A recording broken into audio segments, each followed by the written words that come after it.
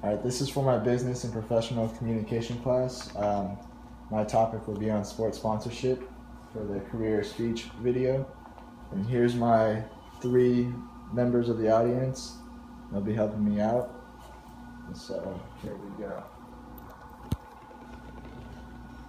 So in 2011, Farmers Insurance Group paid $700 million over 30 years for the naming rights to a stadium in Los Angeles that is yet to be built. So my question is, why would a company pay such an absurd amount of money to attach their name to a stadium?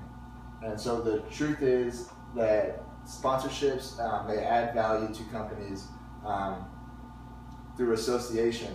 And from a survey, you can see that 61% of companies who have engaged in sports sponsorship, they feel like they've got a return on their investment. So they get the return by adding association. And so what happens is there's a predisposition to sponsorship support for fans.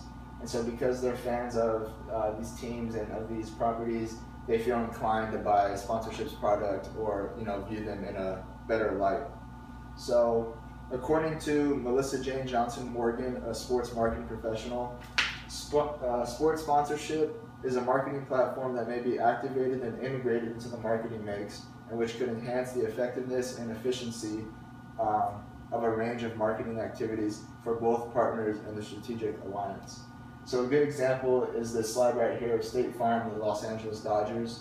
What you have is an insurance company attaching their name and their brand to like a preseason event marketing opportunity, and now the Dodgers, on the other hand, are getting a benefit of adding experience for the fans. They're improving the fan experience.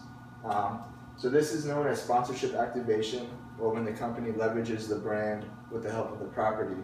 Now, I became fascinated with this kind of occurrence at my internship at Circuit of the Americas, where I helped activate brands at events like the X Games and dozens of concerts throughout the summer.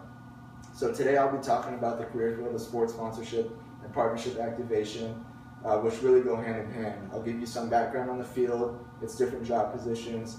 I'll share what I learned from a coordinator or a coworker of mine at the track, and then I will talk briefly about the future outlook for this field and all its different career paths. But first, let's take it back to the 1896 Olympics, where the first use of modern sports sponsorship began. So, according to Morgan, marketing powerhouse Coca-Cola must have anticipated the benefits of being associated with a mega sports event like the Olympics when they became the first modern-day sports sponsorship, placing ads like this in the official program of the Olympic Games.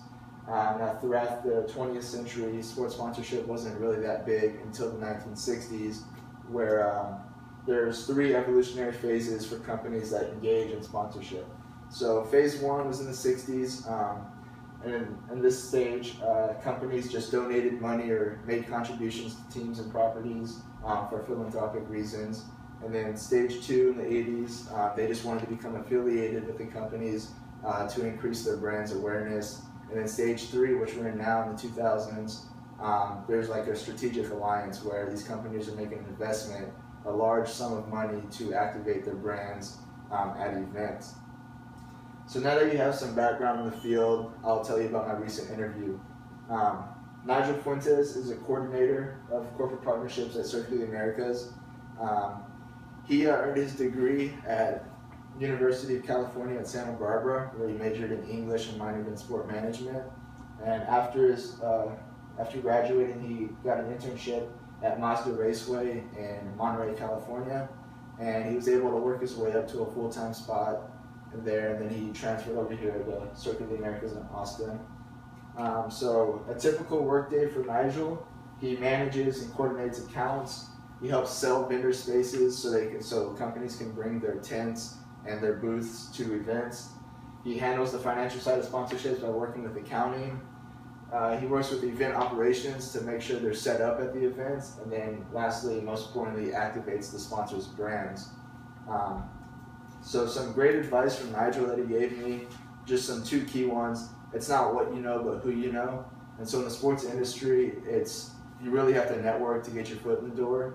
And then the other one was interpersonal communication is key. So you have to be able to communicate not just with your clients, but with your coworkers as well. And then sponsorship works hand in hand with marketing. As you can see, you're basically selling a company marketing opportunities. And because we're short on time, I'm not going to be able to get to the video, but it was a great example of activation and those marketing opportunities. So now that we've heard about the background in my interview with Nigel, let's take a look at the career field and its future. So as you can see, there's this money that's being spent on sports sponsorship is increasing steadily. And according to sport management scholar Tyler Cornwell, in contrast to traditional marketing, companies and brands now seek to be close to their customers, and so through sponsoring, they connect with them to be part of the experience. So as long as this is the case, sports sponsorship will always be relevant. So according to the ACPE blog, there are a variety of roles within sports sponsorship. Just some examples: you can work in partnership activation, corporate sales, business development, or you can even work on the agency side of things with a marketing or advertising agency. And the salaries, according to Simply Hired, range from $36,000 to $110,000, depending on your level of experience.